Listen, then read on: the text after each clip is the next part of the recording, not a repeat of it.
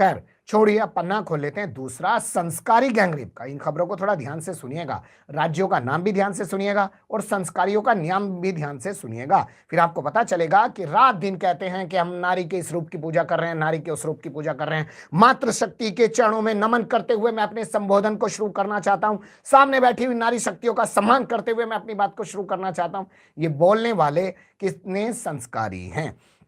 पहली खबर कर्नाटक से मैं आपके सामने रख रहा हूं। बेंगलुरु यहां की राजधानी है। यहां पर एक लड़की अपनी एक दोस्त के साथ बैठी है। उसी दौरान वहां पर 4 मुस्टंडे गुंडे आ जाते हैं, उनसे कुछ छेड़छाड़ करने की कोशिश करते हैं। लड़की विरोध करती है तो उसकी जो साथी है, सहेली, उसको भगा दिया जाता है और उसको घसीटते हुए कार में ले जाया जाता है। रात भर कार में घुमाकर, जी हां, रात भर कार में घुमाकर चारों दरिंदे उस लड़की के साथ गैंगरेप जैसी घिनौनी वारदात को अंजाम देते हैं। ये बेंगलुरु है और यहाँ का जो मुख्यमंत्री है बसवराज बोम्मई, बस वो अपने जो है हिंदू मुस्लिम वाले एजेंडे में लगा हुआ है। इनको मिट्टी में मिलाने की बात नहीं कर रहा है। ना ही अमित शाह की तरफ से रिपोर्ट तलब की जा रही है, ना ही राज्यपाल एक्टिव है, ना ही दलाल मीडिया कुछ बोल रहा है। संस्कारियों के नाम नोट कर लीजिए। सतीश, वाह कितना सतीश है सतीश। इसके अलावा जो दूसरा है वो विजय, क्या विजय फतेह की है उसने एक लड़की के साथ गैंगरेप जैसी वारदात को अंजाम देकर।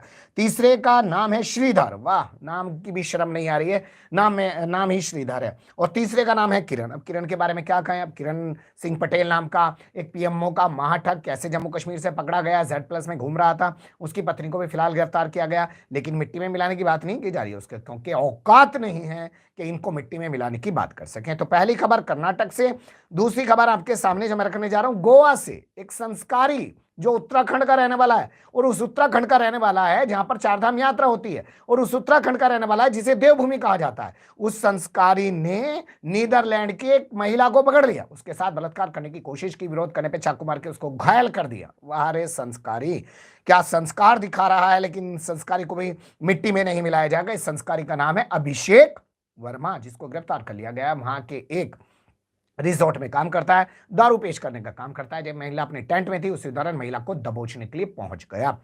अगला अपडेट आपके सामने में जो रखने जा रहा हूं वो तो सबसे बड़े संस्कारी राज्य का है, उत्तर प्रदेश का है।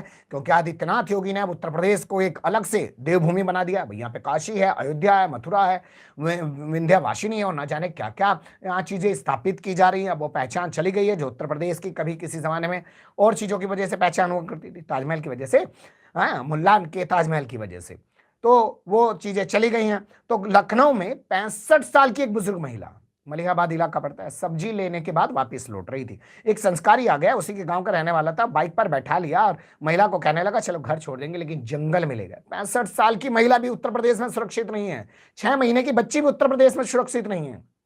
ये कैसा उत्तर प्रदेश बना दिया महाराज आपने।